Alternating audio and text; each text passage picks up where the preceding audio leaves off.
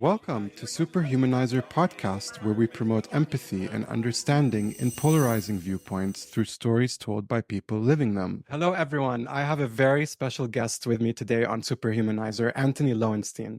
Antony is a Jewish German-Australian journalist, filmmaker, and author of several thought-provoking best-selling books, including The Palestine Laboratory, which investigates the Israeli industrial military complex, and also won the Australian Pulitzer, the Wackley Book Award. Antony is a profound humanitarian. He won the 2019 Jerusalem Peace Prize, one of Australia's leading peace awards, for his work on Israel and Palestine, and spent 4 years living in Jerusalem. From his own journey of unlearning Zionism to standing up to repression and intimidation at the level of governments, Antony, you're not just a superhumanizer, you're a mega humanizer.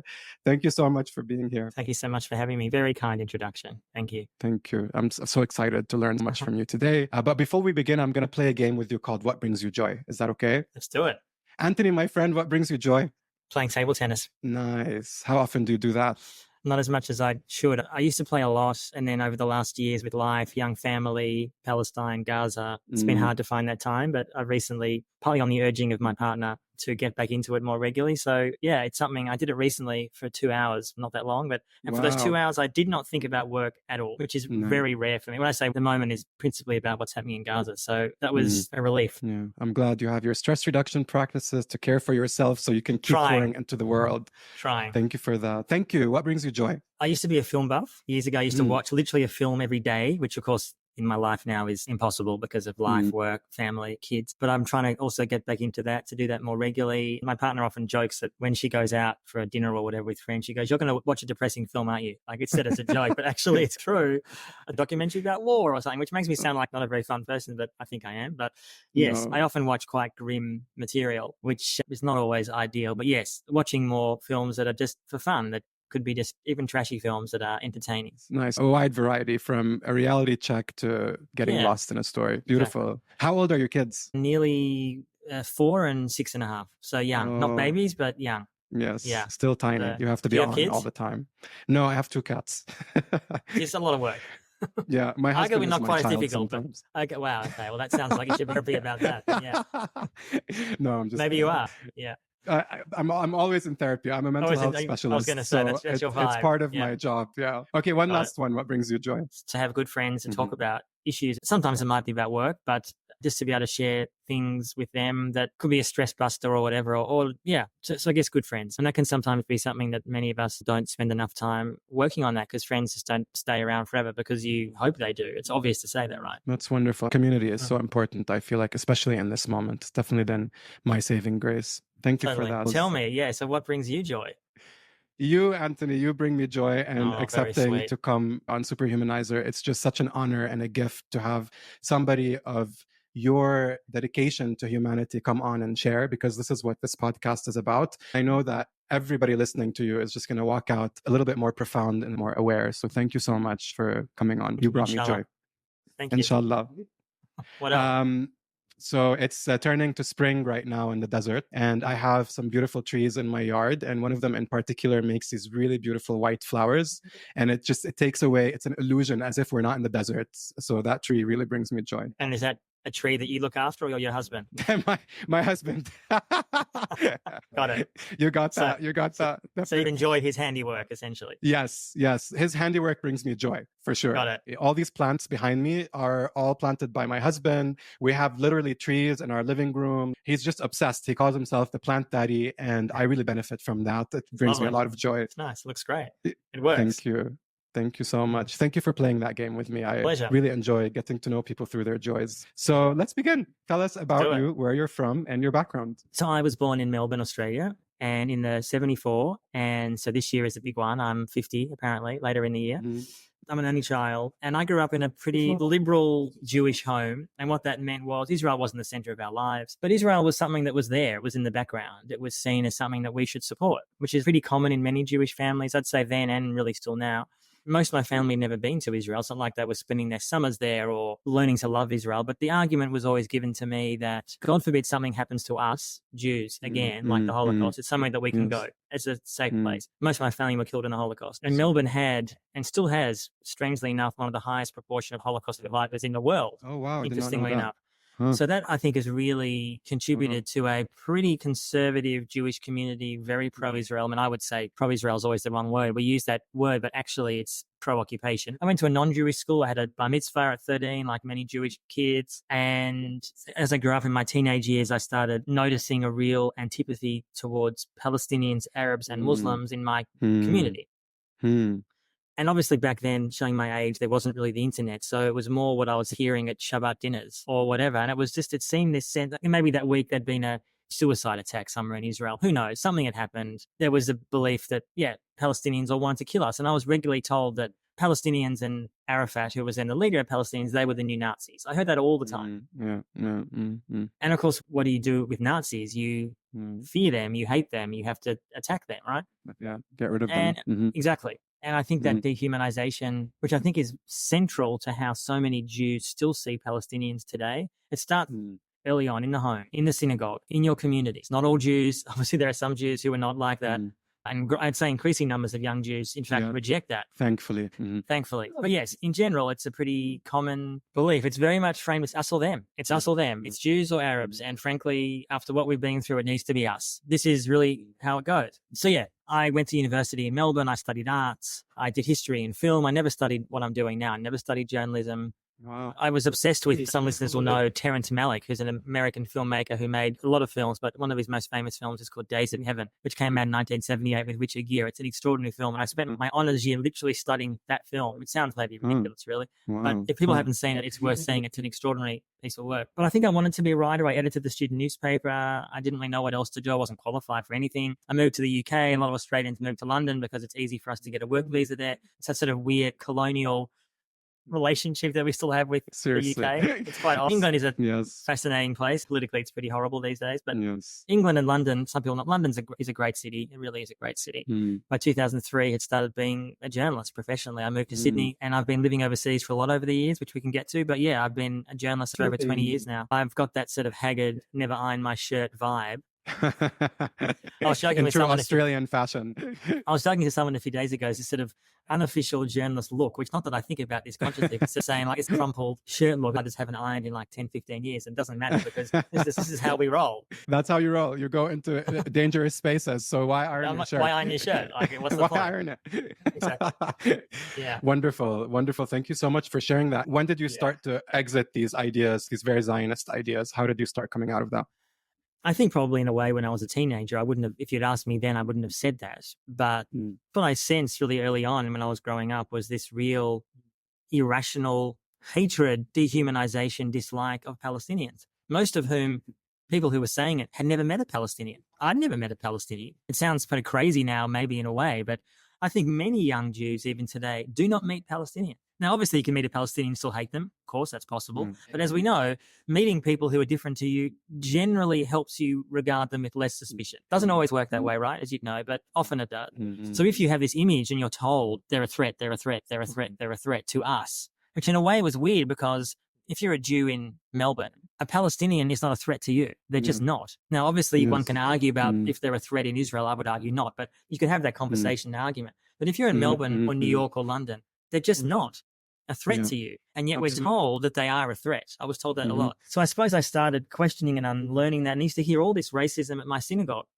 I don't really go to synagogue anymore. I think there is a real unwillingness in many parts of the West to talk about racism within the Jewish community. We talk about racism within the wider community, Christian community, Muslim. And yes, I totally agree. There's obviously racism. Some Muslims are racist, some Christians, of course they are. But there's this weird, I think a lot of people, particularly in the media, feel uncomfortable talking about racism led by Jews because they say Jews themselves went through cataclysmic events, which was the epitome of vile racism, the Holocaust. And therefore, how can Jews be truly racist? Now, what I'm saying is that the occupation and Israeli policies and many in the Jewish diaspora that support that, racism is central to because you can only really justify or explain or defend bad, horrendous policies if you don't see Palestinians as equal because they deserve equal rights. They're a threat to us, right? So we need to put them in essentially cages, either literally or figuratively. So I guess I started learning that when I was a teenager, got to university, started reading Edward Said and Noam Chomsky, all the favorites. Actually ended up spending time with Chomsky in the last 20 years, remarkably. Lovely. Sadly, Said died in 2003, I think, so I didn't get a chance to meet him. But Yes. So I started reading these people. Again, this is before the internet, which I think has radically changed this whole conversation. So I guess I started in my teenage years feeling a real discomfort with hearing awful, what seemed to me irrational racism against Arabs and Palestinians and Muslims. Although 9/11 had nothing to do with Israel-Palestine directly, you could argue indirectly bin Laden talked about the Arab world and America's support for Israel as a so-called justification for the attacks, which obviously were outrageous and disgusting. Right. But directly, it was not about Palestine. Yeah. But I think for many in the Jewish community in Australia, the US, and elsewhere, it gave them permission to be deeply Islamophobic. I mean, I saw that extensively in the Jewish community after 9/11. They're a threat to us. Look, they're putting planes into buildings. These people are crazy. And of course, there are some crazy Muslims. Yeah, of course. Of course. There are crazy of Jews. course. There are crazy There's Christians. extremists crazy everywhere. Of course. It's everywhere, of course. But but as the media doesn't talk that much about extremist Jews, yes, they say there's a few bad apples in the West Bank who are crazy settlers. And what I'm saying to people now is Israeli society and Jewish diaspora society has been radicalized in the last, you could argue 80 years, but especially in the last 20, 30, of course, to allow and support and fund and back and arm what is essentially a garrison ghetto. And there's something, and again, I wouldn't have had the language when I was 15, but there's something deeply ironic about the reason Zionism came into play was early Zionists said, we can never be safe in Europe as Jews. There's always people who hate us. And there's some truth to that. There's no doubt that they were not wrong about that. But their argument was, therefore, we need to build our own state, as it turned down on the backs of Palestinians, to make us safe, apparently. And what I'm saying now is Israel is now building itself a ghetto within the Middle East for a people who are escaping the ghetto after hundreds of years of repression. There's something deeply ironic and disturbing about a state that was born out of trying to escape a ghetto. Yes. Obviously, Zionism began before the Holocaust, and Jews were put into ghettos for centuries, culminating in the Holocaust, the Warsaw Ghetto, and many other ghettos. 80 years on, and essentially Israel is building literally walls. It's literally walling itself in on all sides. So that's why you call it a ghetto, because it's walled in. A ghetto can be obviously a ghetto of the mind, right? It doesn't have to be literal walls, but Israel has literal walls around itself. It's not bringing it safety or security. I would argue that Israel has never been more unsafe, and I say that based on its own actions. This is before October 7. Actions that Israel has taken in response to October 7, the 5 months of just insane bombardment, killing, and massacres, has made Jews and Israel 1,000 times more unsafe. But see, you and I say, of course, but that rhetoric is not heard in the Jewish community, and it's not really heard in Israel. It's just not. Right. It's more of the rhetoric that you talked about, the conditioning of fear mentality, us versus them. It's actually fueling that, and unfortunately, in the Jewish communities. And it's really sad that the conditioning has been going on since the Holocaust, and it almost feels like it's getting even more extreme. Israeli society is getting more radicalized, especially after October 7. Definitely after October 7. Something I've said for a while, and sadly I've seen it manifest itself a lot in the last 5 months, is the more extreme Israel becomes, the more extreme its supporters in the diaspora must become as well. So you need to keep pace. Almost. Obviously, there are growing numbers of Jews who are speaking out, Jewish Voice for Peace, younger Jews. And that gives me some hope. So I'm not denying that there aren't growing numbers of Jews who are joining me. But the sad reality is that a sizable proportion of Jews are driving with Israel off a cliff. That is the reality.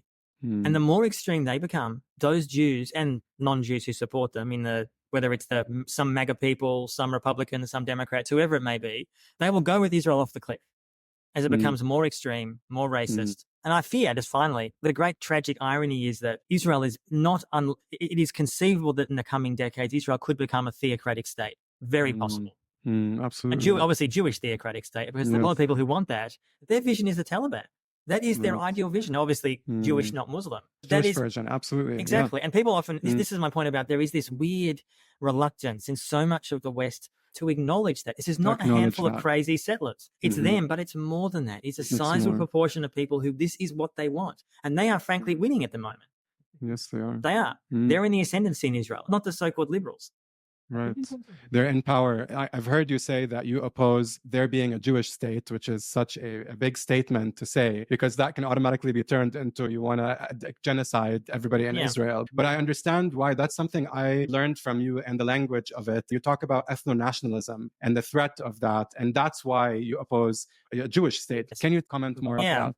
My comments about opposing a Jewish state, although obviously I'm Jewish and therefore I have more of a connection, so to speak, to that issue, but I feel equally about a Christian ethno-state or Hindu or Muslim. I'm opposed to any state based on religion, and many are. The whole Middle East essentially is, and I would say the Middle East, I'm generalizing here, but the Arab states mostly aren't dysfunctional because of their leadership. Mostly backed by us in the West. Yes, I'm not talking about the Arab people, obviously, the Arab leaders. Who, by the way, I'm Lebanese, so I agree with you. Okay, Lebanon is, what can one even say about what's happening there? It's just, my concern around, I believe Jews have the right to safety. I'm not someone who says, as some do, that the outcome in Israel-Palestine needs to be take all the Jews back to Europe. That is insanity. I don't even know what that means, frankly. Another displacement? Exactly. Is that the solution? Exactly. No. But as there is some on the left, for one of the better, who do so, they said, I've seen this a lot since October 7th. Maybe you have as well online. All these Jews should just go back to Europe. It's ahistorical. It's just ridiculous. It's, as you say, there obviously needs to be a process of de-Zionizing of Israel. Yes. There needs to be what I call de-Zionizing. Wow, I haven't heard that word before. I think it's essential. Now, I'm not saying that you remove look, the idea of saying that you can go through a process in the end of 5 years, no Israeli Zionist is delusional. That's not going to happen that way. The issue is that, as I talk about, I had a book out recently called After Zionism, which was co-edited with the Palestinian man, Ahmed Moore, who's in your country, the US, from Rafah, actually, he was born in Rafah, in Gaza, and talks about what a one-state solution would look like, a secular state. And no one in that book advocates, this is a collection of essays with Jews and Palestinians, Arabs, Muslims. No one's saying kick the Jews out to Europe. No one's saying that. There needs to be a process of the idea of kicking someone out of a home because they themselves have been kicked out is the solution to nothing. That is not the solution here. Having said that, there needs to be a process, which we're very far away from, akin to what South Africa did, a truth and reconciliation absolutely event process and South Africa, people often use that as a model for what could happen in Israel Palestine, and to some extent it should be. Some of that's true. On the other side of it, South Africa today is deeply, the polite way to put it, South Africa is a mess. There's no other way to get around that, and because of corruption and a range of issues. The fear that the majority of white South Africans had before 1994 when apartheid ended was, if we end this apartheid, we are going to have genocide against us, that all the blacks are going to rise up and kill us. This was the rhetoric, whether it was believed or not, who knows, but that was there. I think some whites did believe that. And I'm not denying that there is hatred between some Arabs and Israelis. I'm not denying that. It's real. And October 7th may make that worse. But we are on this merry-go-round of suggesting, as Biden has been saying, let's get back to a two-state solution. It's like there's a zombie solution that is never going to happen, that you can't really kill. But while Israel continues to settle and occupy Palestinian land. So for me, de-Zionizing, though, in a way, probably needs to start much more in the diaspora than it's going to in Israel. Yes, there are Jews in Israel who are not Zionists. They're a small minority. I'm friends with some of them. And someone says like 10 of them, and I know them all. I'm joking when I say that, but they're a very small minority, and bless them, they've got a very big challenge in a country. Yes, we love them. We love them. We hope the best for them. We want them to win. It's not easy. We want them to be prime ministers and Knesset people. We want them to rule Israel. Please rule Israel. Totally. But that's not going to happen anytime soon, right? So I think that process, though, is starting to happen in the Jewish diaspora, including in the US. And that is the threat to the Jewish establishment. That is why they so often are so heavy-handed. Now, let's give you one small example. Some listeners may have heard the Oscars this week, which I mostly ignore.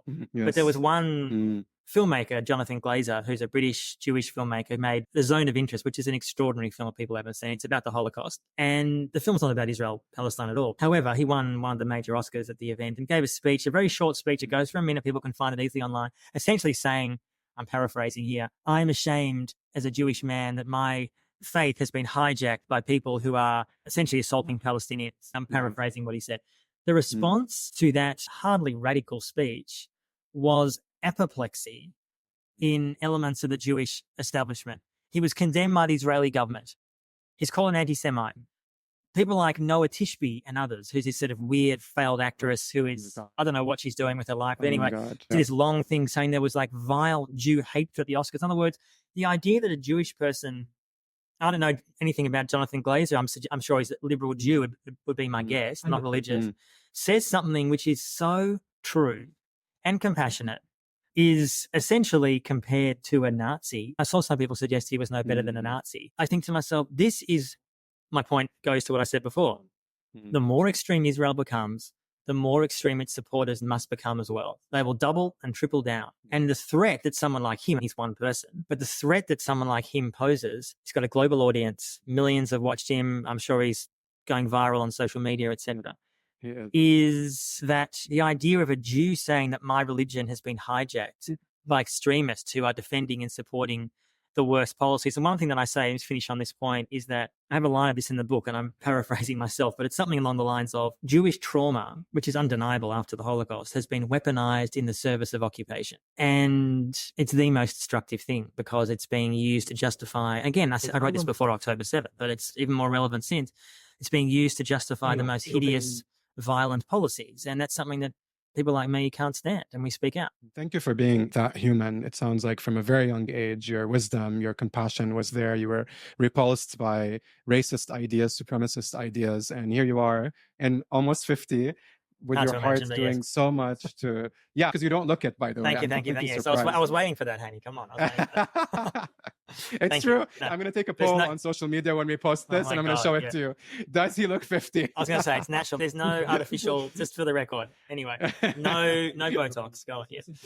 But yes, I definitely agree with you. And that it's so sad that speech wasn't even posted on the Oscars website. So just to metaphorically talk more about that. Thank you for saying all that. I'd love to dive into your book. The Palestine Laboratory, what a profound book. Oh my goodness, my mind was blown with every page.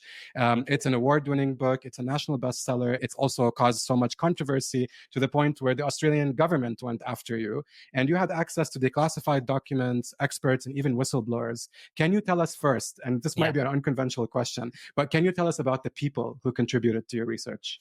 Let me just briefly summarize what the book's about then so people can know. So the book essentially is I lived in East Jerusalem with my partner for a number of years, and I started researching this about 9 years ago. But essentially the research, the book talks about how Israel has run the longest occupation in modern times. And over those years, decades, they've learned huge amounts of tools and technologies to repress Palestinians. That's obviously bad enough. But what they've done through that experience is to market it to a global audience. So you have dozens and dozens, in fact, over 100.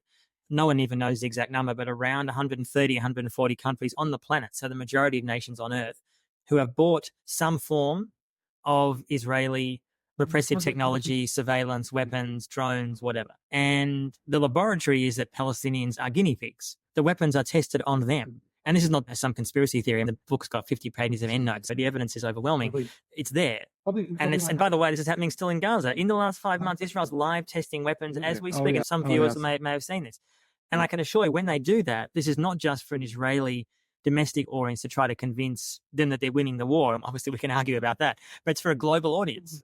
It's a global market. And many nations, despite what they say, including in the Arab world, are looking at what Israel's doing, believe me, with admiration, not shame. That is the reality. They won't say that. But what we will find out in months and years to come when they're buying some of that repressive tech. I guarantee it. This is how it works. And the people I spoke to, so many, but I spoke to, for example, some listeners will be aware of Pegasus, which was an infamous Israeli spying tool. It gets put on your phone, your Android, your iPhone, and without you knowing. And all your information essentially is sucked up. It essentially becomes a weapon against you. Your phone can be switched off, and they can still use the microphone and camera against you when it's switched off. Pegasus is only one of them. It's the most infamous, but there are many others as well. And this has all been, by the way, tested initially by people who worked in the IDF to repress Palestinians. So hence the laboratory. So I spoke to many victims of that, India, Mexico, and elsewhere, and people whose lives were upended. Now, Pegasus doesn't kill you per se. It's not a gun. It's not a missile. But for people in, say, Mexico, for a range of reasons, is the biggest user of Pegasus in the world. Mexico is obsessed. And this was both in the right-wing governments in the past and the nominally left-wing government now. I would question how left-wing it is, but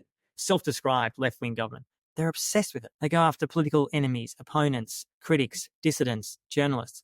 And there's no global regulation about these weapons. I have a quote in the book, which I was getting from the New York Times, and I question whether this is true. But two journalists, they wrote, and again, I'm paraphrasing, something like spyware, which is what Pegasus is as significant globally as the nuclear weapon. Mm-hmm. Now, I would probably question that because nuclear weapons can kill literally billions and spyware cannot. But putting that issue aside, it's a profound, awful development in society. So speaking to many victims of this, a woman in Mexico who was a journalist whose husband was murdered by probably the cartels, God knows. She discovered after his death that he'd been spied on before, then she was being spied on through Pegasus. Never found out who really did it. Never had accountability. Never really found out much more. Mexico is as some listeners will be aware, in parts at least, very violent states where the drug cartels control, frankly, far too much of the nation. Her story was very moving because it just made you realize that weapons like this which feel in Mexico about as far away from Israel as you can get. When I spoke to her, she said when she found out that an Israeli spyware tool, she was baffled, thinking, what is Israeli technology doing in my country? And the government had bought it because it is such an effective weapon. It's a weapon against anyone who they want to go after. It's been used across Europe. It's been used, this is Pegasus, we don't even know how many countries, but 80, 90, 100 countries. To this day, I still see stories come out regularly. That was a few weeks ago. It's used in Jordan against dissidents, against human rights workers, everywhere. Another example that comes to mind that it's worth mentioning briefly is that Israeli drones, which often are tested literally over Gaza, are appearing in very many places around the world, including the EU. So the European Union, after 2015, as listeners will remember, there was a huge surge of migrants coming mostly from Africa and the Middle East, and European officials didn't want to repeat that, essentially. So all those people were let in, about 1.5 million. And essentially Europe has created this kind of fortress Europe, which means that if you're white and Ukrainian, you're welcomed. And I support Europe welcoming Ukrainians in. What Russia's done in Ukraine, I think, is horrendous, and it continues to be so. But nonetheless, it's pretty clear what's going on here. If you're white and Christian, please enter. If you're brown, black, or Muslim, sorry, don't come. So in the Mediterranean, where the EU has made a decision, they don't say this officially, but this is the reality, to let people drown, because that's what's happening. There's very few rescue boats. And there's drones that are going over the Mediterranean 24/7. They're Israeli drones. They're unarmed, and they're monitoring the Mediterranean, and they are then sending this information back, this vision back to the EU. And the EU makes a decision, is this boat going to be rescued or not? And often what happens is the EU sends this information to the Libyan Coast Guard. The Libyan Coast Guard is being paid insane amounts of money by the EU to, inverted commas, rescue these people and take them back to Libya. As some listeners will be aware, in the last 15 years, Libya has essentially become not just a failed state, but there are literally slave markets.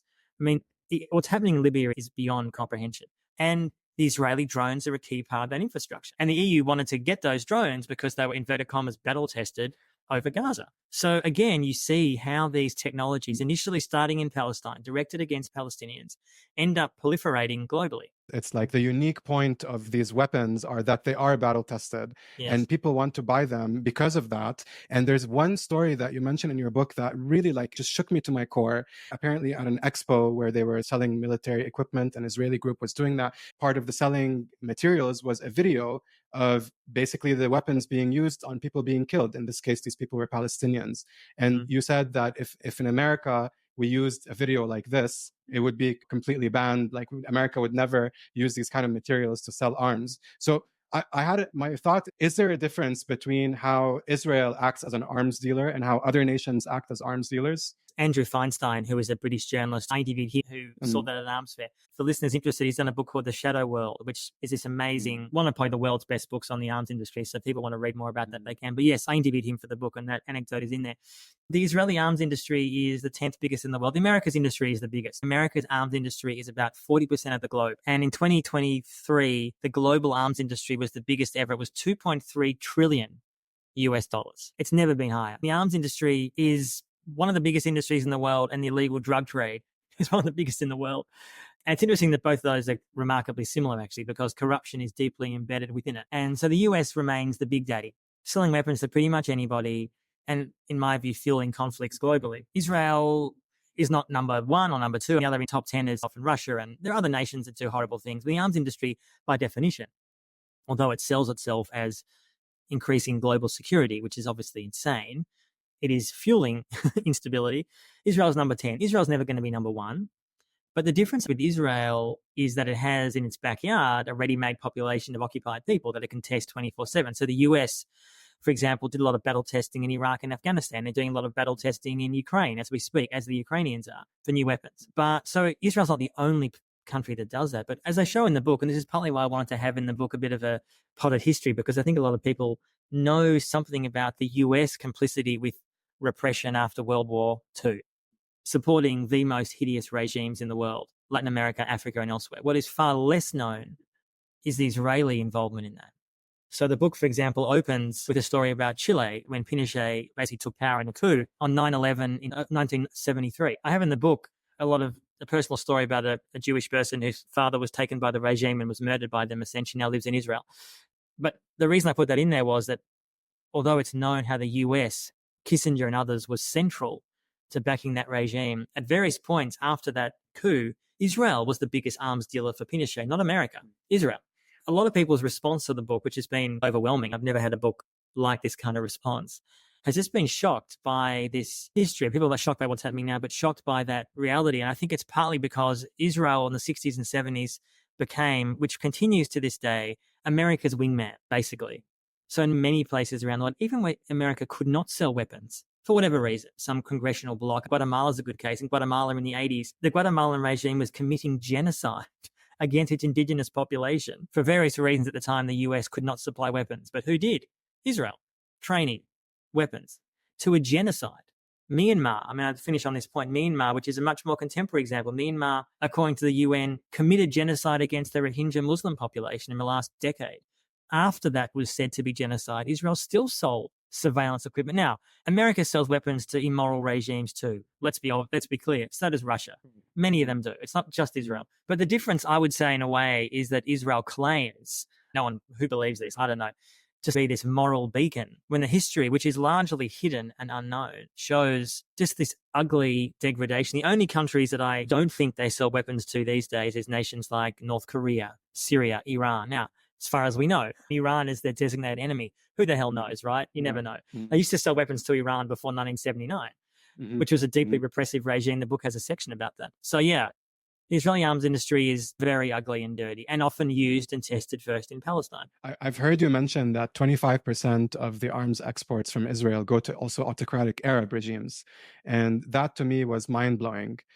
On some level, does that explain why these Arab actors haven't really budged about Gaza and Palestinians? Absolutely. Yes, the short answer is yes. So that figure comes from, the latest arms figures we have from Israel come from 2022. We haven't got last year's figures yet. We'll get them soon. But 2022 was $12.5 billion US, 24% of which, so a quarter, were Arab autocracies, UAE, Bahrain, and others.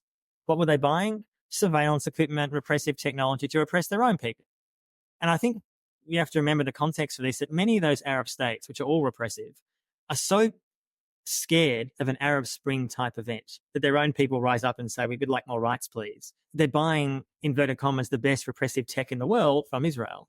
And I think that does explain a lot. That sure, since October 7, yes, a few Arab states have recalled their ambassador and they've tut-tutted Israel and said, oh, please stop the violence. Firstly, it's all meaningless. Secondly, they're very happy for Hamas to be destroyed. Whether that's even possible is debatable, but militarily to be crushed.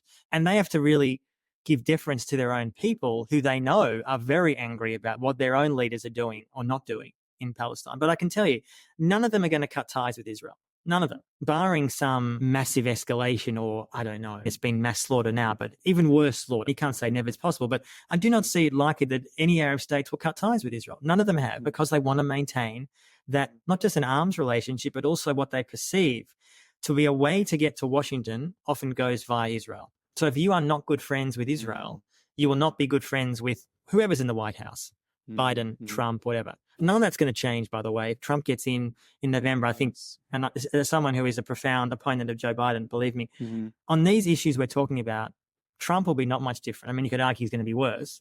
He's not going to suddenly, I mean, he may cut funding for Ukraine. That's a different story. In fact, Israel's hoping that Trump wins, by the way. Of course, yeah. Very much so, which is sort of on one level crazy. Think, how could America be more pro-Israel than they are now? But Israel, if you read the Israeli press, they are livid that Biden and his people even say anything critical. They're not doing anything. They're still giving them the weapons. When they sort of say, oh, we're a bit concerned about civilians in Gaza. How dare you say that? Really? Two-state solution. How dare you say that? How dare you? Israel's become a rogue state. And I do not really see any likelihood that if Trump gets in, he's going to suddenly cut funding or ties to Arab states. In fact, if anything, he likes autocracies a lot, because that's what he wants to run in America. Yes, of course. He wants the same thing. He wants the same thing. And in fact, he deeply admired. It's funny, I remember the 2016 campaign, he was actually a bit critical of Saudi, curiously enough, during the campaign. When he was in power, he was deferential beyond belief. And I can guarantee you, if he wins in November, that'll continue. Saudi is a reliable, inverted commas, reliable partner and a source of money. So, the issue here is not particularly Biden or Trump. Those relationships will not change. And the so-called normalization deal that was talked about between Saudi and Israel, which is undeniably being put on ice because of October 7, to me, it's very conceivable in years to come that'll happen. It would not surprise me. Saudi will sell out the Palestinians if they get the chance. They don't care. They don't care. They haven't cared for years. The Saudis would be, when I say this, I'm talking about the Saudi regime now, obviously, not the Saudi people. The Saudi regime, they're thugs. And as far as they're concerned, they can get good deals and buy the most sophisticated surveillance repressive tech from Israel. Everyone's a winner. Yeah, they've already used it with Jamal Khashoggi, right? And many others, absolutely. And his family and his wife and many others after his death, surveilling them. I mentioned that in the book, that, yes, he was clearly surveilled before his death in Istanbul by Israeli technology that had been sold to the Saudis. There's no question about that. Everyone denies it, but the evidence is clear. Yeah. Oh, crazy. And you talk about other versions of this technology that are being used by China and Russia. When we talk about the new nuclear bomb, this mass surveillance technology is definitely the new nuclear bomb. And also, we're seeing AI being used now on the ground. And I've heard you say that AI is actually killing more people. And then we saw these deliberately, And then we saw these robot dogs also recently being used there. Israel is testing huge amounts of new repressive tech, robot dogs in Gaza, suicide drones, something called quadcopters, which is basically a drone with a weapon attached and killing people. There's doctors in Gaza and civilians, including people I know, who are saying they're seeing injuries they've never seen before. And that fits with the history here of, in every Israeli onslaught against Gaza, pretty much for the last 15 or so years, this is what happened. Israel is using certain weapons. Doctors don't know how to treat them. They don't know what's going on. And obviously, this war, genocide, is on a whole different scale to anything in the past. AI-enabled warfare. There's been a lot of talk in the last years about AI. I mean, this is talk from America and Israel. AI is going to make war cleaner. We're just going to go after the terrorists. First, there's no evidence of that actually happening, and B, the point in Gaza, from Israel's perspective, is sources that I'm speaking to and Israeli journalists who I trust are also hearing the same thing, is carnage is the point. That is the point. The point is not to pinpoint so-called terrorists. That is not the point. The point is to literally level Gaza. And anyone with two eyes can see that what's happening in Gaza is to make it uninhabitable. I was speaking to a colleague a few days ago who was saying, and I agree with him, that what is going to happen in Gaza in years now is there's going to be a permanent tent city. This is what is happening to Gaza. Those who can't get out, won't get out for whatever reason, will be living, many of them, for years in tents. If people say that's not true, what's the alternative? What is it? The buildings mostly have been destroyed. That takes years to repair. Yeah. God knows who's going to pay for it, which is unclear. The Egyptian president said it would cost $90 billion, which Where's is that money? Who's going to pay for that? Who's going to pay for it? Maybe a few Arab states throw in a couple of bucks here and there, but who's going to pay for it? So essentially, the aim, I would argue, is to make life so intolerable and so unlivable that Palestinians say, you know what, we're going to leave. Now, as to go where is the question. I don't know. I mean, obviously, some are going to Egypt, some are trying to go further afield. Very few countries are taking many Palestinians in, including my country. I'm Australian, but I'm also German, and Germany has been its own, world of awfulness on this issue, just this real, vile bigotry. In other words, they feel like they have to, their guilt over the Holocaust appears to be transformed into complete deference to Israel. And also, anyway, that's a separate sort of issue, but not irrelevant. Yes. So yeah, I'm worried. Bag of worms. I am really worried about, yes. As I said, so all this testing that's going on by Israel is being looked at by many countries with deep interest. In other words, what I say is, look at what countries do, not what they say. Obviously, their words matter, but many of those nations, I guarantee you, Hanny, are going to buy those weapons and those tools because they've been tested in a war zone in Gaza, and inverted commas, they've worked. I've heard you say that the effect that this is going to have on the military industrial complex of Israel is it's actually going to fuel more success in selling more weapons. It's not going to have the opposite effect. No. In some ways, some people might think after October 7, which was clearly a profound intelligence catastrophe for Israel, clearly lots of people killed. It was a disaster. The military disappeared for hours and hours. The whole thing was a catastrophe from their perspective. But you'd think on the face of it, that would negatively impact their arms industry. People would say, hang on a minute, I'm going to buy technology from these guys. I am moderately confident that will not happen.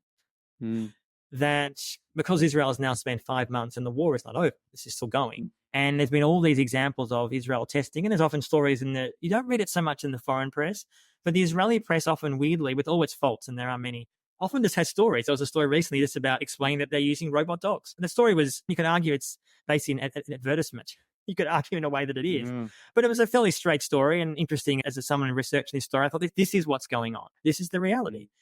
And until there are things like arms embargoes, until there are Israeli soldiers or generals or politicians put on trial somewhere, this impunity will not end. Because most Israelis at the moment, as many viewers or listeners will know, They want the war to continue. There's an anti-war. 100%. Yes, the anti-war segment in Israel, it does exist, but it's tiny, sadly. Again, the 10 people that we know, I mean, again, I'm being unfair to the 12, but you know what I'm saying? It's small. It's small. And that is the effect of decades of dehumanization of Palestinians. I do not know of any equivalent so-called Western state. Everyone's got racism. Your country certainly does. My country certainly does, obviously. But I cannot think of a Western country that has become as radicalized and as racist as Israel. And this is based on not an opinion, but a public opinion polls about how they view living in the same apartment block as an Arab, seeing an Arab at your kid's school. There are sizable proportions of Israelis, not 5 people, but sizable, who say, I don't want that. And this is long before October 7th. And I can imagine October 7th made those figures even worse, frankly. Yeah. I don't know of any other Western state that militarizes the whole population where it's mandatory, right? Like there's no other, to my knowledge. You mean go to the military, you mean? Yeah, everybody has to go into the military. And that in itself is an act of radicalizing your population. Definitely. And yeah, coming from Lebanon and running away from there, moving to the US, arguably we can say Christian nationalists and all these things, like they're the version of that over here. But Israel is not any less extreme than all of the countries around it. It's just better armed and has more friends in protective places. And yet, if you say something like that in many Western media related circles, you would be seen as an extremist. They would say, what are you talking about? That is crazy talk. They're going to say, you're going to tell us that Israel is more extreme than Saudi? I would say Israel is far more dangerous than Saudi. I think Saudi is a danger because I think it's often funded Wahhabi extremism for years. It's deeply problematic, as you would put it mildly. But Saudi does not have the power of Israel. Saudi is a powerful state of sorts, but nothing like Israel.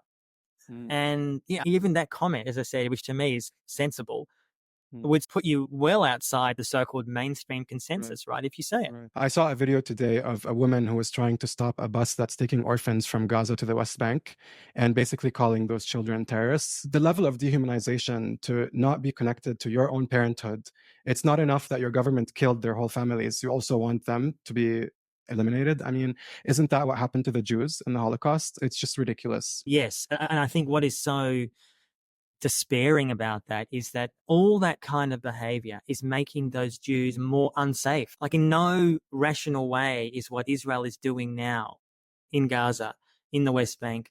It's making them profoundly more unsafe. There's no other way to view that. And Jews around the world. And this idea somehow, and it's worth saying this, that Netanyahu has said for many years, and he's been prime minister seemingly forever, far too long, is that obviously I'm paraphrasing what he said, things like, when we were in Europe in the 30s and 40s, we did not have arms. We didn't have a country. We were basically lambs to the slaughter. And now we have a state, and now we're powerful, and we're going to use it to stay safe. And if the world doesn't like it, we'll up yours. And that's essentially what he has said for years. And that view is very common in much of the Jewish diaspora. I still hear that all the time, a version of that we being Jews finally have a strong state, and everyone hates us. They've always hated us. They're always going to hate us.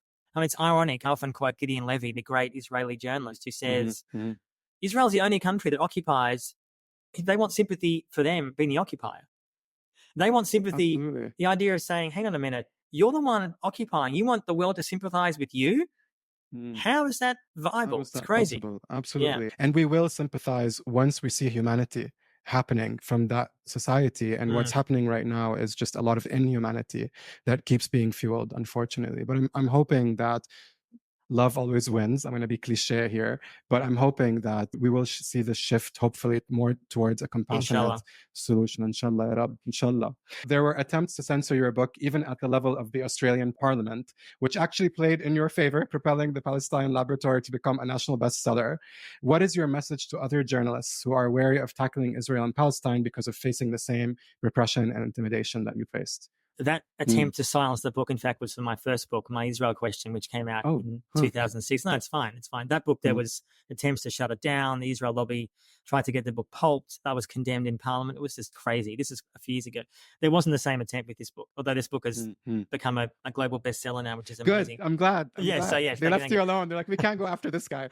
I think they've sort of given up. I thought, nothing to do with we're going to work with him anymore. My message to journalists, really anybody, I get so many messages from people, Jew, non-Jew, saying, we want to speak out. We don't know how to do it. We don't want to be accused of anti-Semitism. This is even Jews saying this. My message is always, do speak out. And especially to Jewish people, I say, who often write to me and say things like, it's hard in my family. I'm going to be condemned by my brother, by my sister, by my girlfriend, my boyfriend, whatever. I'm going to be shunned by my family. I'm going to be shunned if I speak too critically about Israel. My response to that is always, if not now, when are you going to speak out? Like, how bad does it need to get for us as Jews to say, is it going to be 50,000 dead? Maybe you feel better speaking out. There's 500,000 Palestinians. How many people need to be killed before you? And I say that with love and respect, not to condemn people. For I understand they have their own pressures, and I'm lucky I mostly don't have that anymore. People have their own communities, their own families. They want to have friends and allies. I get that. But there are Jewish groups that are supportive, that do exist, including in Australia and the US, that have like-minded people. So that's what I would say to Jewish people, that your angst-ridden uncomfortableness is no longer enough. Because I often heard for years, a lot of Jewish people would say to me, look, this occupation, it's really terrible. It's complicated. Like, no, sorry. We are long past you feeling angst-ridden within yourself, within your family. We're long past that now. Maybe that was acceptable in 1968, maybe. But we're long past that now. It's been half a century plus. Now is the time to speak. And there are growing numbers of Jews that can be allies around that. For other people who are not Jewish, who often are scared, and they say this to me, we're going to be accused of anti-Semitism. That's the worst thing you can be called. It's like an anti-Semite or a pedophile or something just horrible. To which I would say, do not buy into this weaponization. Anti-Semitism is real and it worries me, and it's getting worse. And it's like real, I'm talking about real anti-Semitism, attacks against Jews who are religious or synagogues. I'm not denying that. And it's increased in some parts since October 7. It's real. But saying free Palestine, or from the river to the sea, is not anti-Semitic. And too often, the Jewish establishment will tell the wider community, we see you. You saying free Palestine is essentially negating our existence. It's absolute nonsense.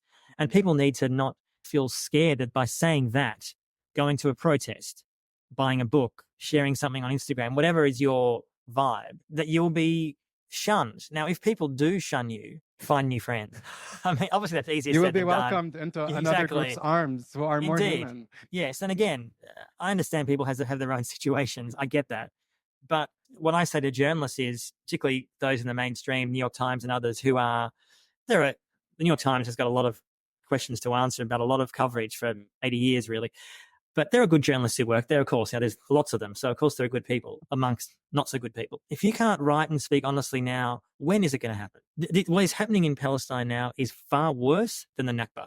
It's far worse. This is where we're at. More displacement and more death. And the Nakba was 80 years ago, and the world and mostly Palestinians are still processing that. So just think about, we're at this moment here, which is still ongoing, where people are being killed and displaced at a greater level than that. Are we still going to be dealing with this in 80 years? Yes. And therefore, I say to people, now is the time to speak up, to write, post on Instagram, tell your friends, join a community group, whatever it is. Now is the time, because we need numbers. We need more people. And it's finally fine. There's some hope I do have is that, and this is based on public opinion polls, Jews and non-Jews, growing numbers of young people, 18 to 35, are shifting their views. There's no doubt about that. Before October 7, by the way, but certainly since. I'm not saying it's a majority, but certainly a sizable proportion, including, in fact, Biden voters, according to polls, young and old, want a ceasefire, as one example, which, of course, Biden is sitting on his hands about. There is a shift going on. And do not be gaslit and told that by supporting that, simply a ceasefire, as many pro-Israel forces will say, well, that essentially means you think Hamas should kill Jews. Sorry, what are you talking about? In other words, don't be scared with that potential pushback, because you might get that, and find allies who will support you in that. So I guess I would say, if not now, people, when? Thank you so much for saying that. And I will add, you are a wonderful example of somebody who didn't let the propaganda get to him, who stood up to the machine. And here you are, you're thriving. You are inspiring so many of us. You're teaching us. And we are all now part of your movement. You helped us. And so those people will also be part of your movement. I hope they take your advice. Thank you so much. Thank you, Hani. Inshallah. I love your use of the word. I heard it so many times living in East Jerusalem for years that you sort of start, not that many Jews say it for the record, but I like it. It says so much in one word, really. As someone who's not religious at all, it says a lot to me. It's not religious. In the Arab world, it's not religious, actually. No. A lot of words that end with Allah are not religious in the Arab world. Yeah, indeed. Yeah, and I want to just comment on, this show brings an Arab and then a Jewish person, an Arab and then a Jewish person. And I've heard so many Jewish people use Arabic words and just be so aware How about vice Arab, versa, which is though? really beautiful. I Yes. guess not many You Arabs know, saying Hebrew words. I'm learning. No, Right. I agree with you. I'm learning. Yes. I mean, I Thank guess you for people pointing often that see out. Hebrew, maybe. I guess some people in the Arab world will think of Hebrew and they connect it to Israel. So I understand it's a bit more complicated. Anthony, thank you so much. My It really pleasure. was a Thank you for blessing the and a opportunity. joy. Thank you. The gift is ours. Thank you so much. Thank you. So to just end our time together, I'm going to say a little prayer. Is that okay with you? Sure. May all beings everywhere thrive in peace and dignity and share in all our joys and freedoms. And may we see true peace in the Middle East for all in our lifetime. Inshallah. Inshallah. Thank you. Thank you.